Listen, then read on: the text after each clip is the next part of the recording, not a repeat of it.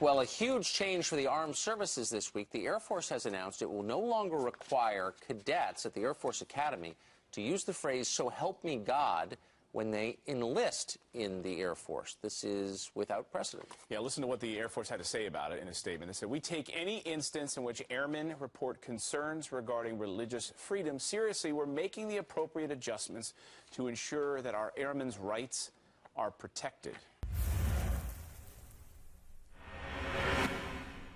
The perception is that most Americans believe this country was founded on the basis of a God-fearing nation, and there is no reason to change that, even if political correctness rears its head.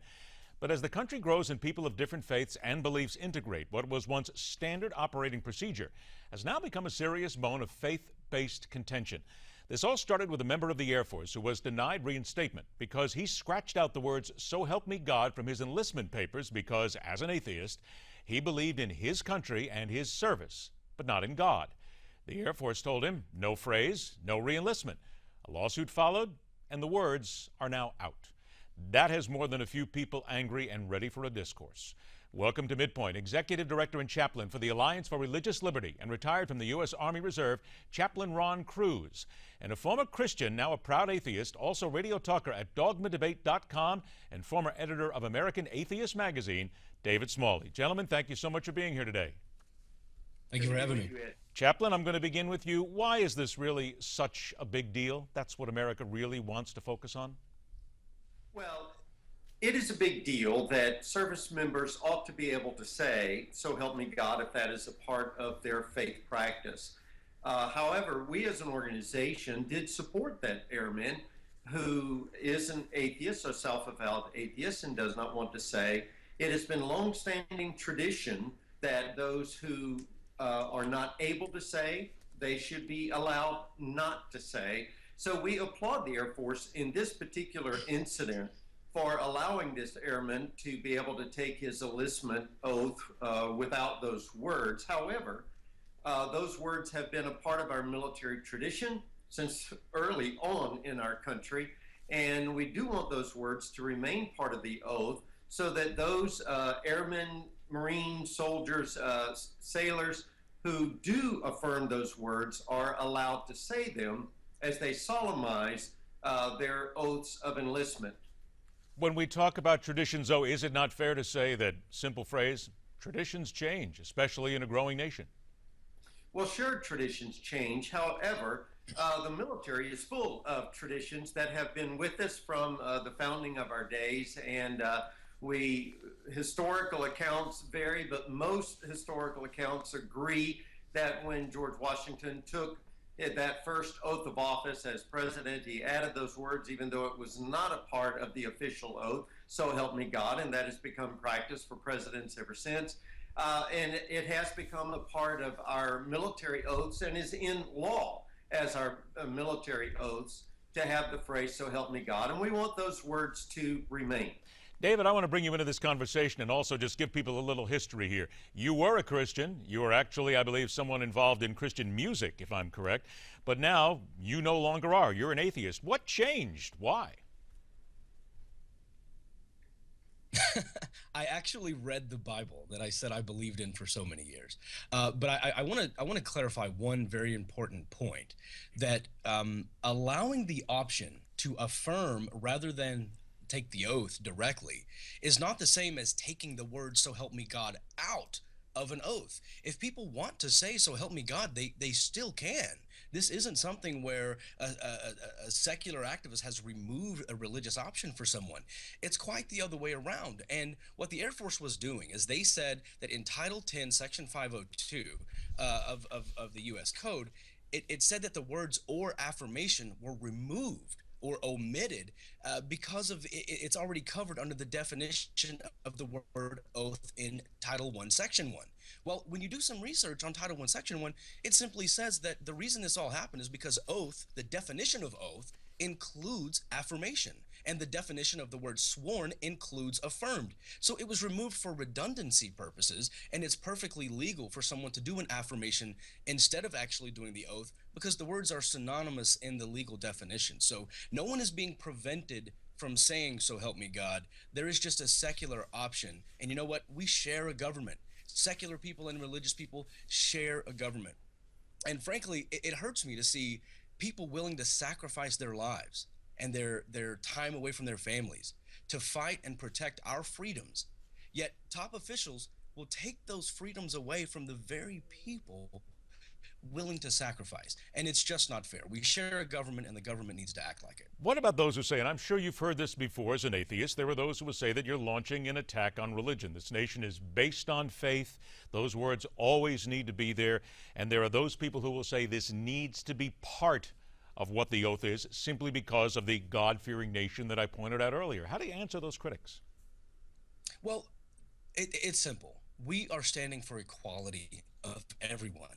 We don't mind if you have your religious beliefs. We do mind when you try to legislate those religious beliefs to mandate everyone else to follow your particular religion. And as far as the nation being founded on Christian principles, I can cherry pick a few atheist sort of commentary from early founding fathers. A Christian who believes we're founded on Christian principles could do the same thing. But the fact remains that most of our founding fathers were actually deists, not Christians or atheists. And this was solved. This was solved in 1797 in the Treaty of Tripoli, when President Adams read on the Senate floor that, in fact, the government of the United States is in no way or in any sense founded on the Christian religion. And this was voted in unanimously. So it's not up for discussion whether or not we were founded on Christian principles. And I want to be clear that I'm perfectly fine with you having your religious beliefs. I'm perfectly fine with it. What we're talking about is equality, and a freedom of religion includes a freedom from religion. If I want to have no belief system, I should be allowed to have that right. Chaplain, it would seem we have almost a bit of an agreement here because you simply aren't that concerned about actually what's going on here, but there are those who would then say, well, if you start taking out "so help me God," then maybe there's going to be a next step, and maybe there's a next step, and maybe before we get there soon the president will not be taking his oath on a Bible. Is that the big fear here of religionists, if you will, that this is a slippery slope? Well, the issue with the Air Force has a longer concern than just this particular incident. Last year, it was discovered at the Air Force Academy that the superintendent had taken out the word "so help me God" as part of the cadet oath of office there at the academy. And in the cadet handbook, they had removed the words "so help me God" as a part of the oath of officers, even though those words are in the U.S. Code, as was referenced earlier in Title 10 Code. And so the Air Force found itself in a difficult spot. That when we brought this to light with the Air Force Academy and the news media, the Air Force Academy issued a statement that it was simply a printing error, even though this had gone on for 3 years in a row, that they had taken out the words "so help me God." So then when this airman raised the issue for his enlistment, all of a sudden the Air Force found itself in a bind. But they had a policy, but then they were also conflicted by DOD policy, Department of Defense policy. And so when the Air Force made this correction just last week, I think it was, to bring Air Force policy in line with DOD policy, which simply says the words "so help me God" are a part of the oath of office for service members, for airmen, as well as for officers. So I've only got about 90 seconds left, Chaplain, so I have to push you along here, though. Very briefly, then, is there a fear that you have as to this being a problem down the road, or this being something more? There is a concern that this begins a slippery slope. Right now, it's a part of law, and we believe that it should remain part of law, that service members take the oath of office with those words, or if they choose and they are not allowed to say those words, that they are opted out. So you want it kept in, correct? Absolutely. Okay, now I'll give you last chance on this, David. It's still a part of it. You're just not required to say it. The oath is the same thing as an affirmation. You can affirm to agree to everything else, but you are not required a religious test for any position in the federal government, including airmen. What about the slippery slope that the chaplain mentions? Because I guarantee you there are people out there who feel that this is just the first step in removing God from so many other affirmations, so many other oaths, if you will, in American life. we'll always have the freedom of speech. You'll always be able to say, "So help me God," or "In God's name," or "In God we trust." It's the forcing the people who don't believe it to say it that is infringing on rights. So you have no problem if it remains. You have no problem if it remains in the oath as long as you have the option to take it out, or whomever has the option to take it out as they please. I think down the line, it's a dangerous ideology to include religion in any sense with a serviceman. I think it's dangerous, but right now I'm not fighting for it to be removed. I'm fighting for a secular option so that people aren't forced to profess a religious belief that they actually deny. And that's going to be the last word, and obviously we'll talk again. Chaplain Ron Cruz, David Smalley, thank you so much, gentlemen, both for joining us today. Thank you. Later on this hour, a new reason for the late-night cheesesteak munchies in Philadelphia as we go around the dial and land in the city of brotherly love right here on Midpoint.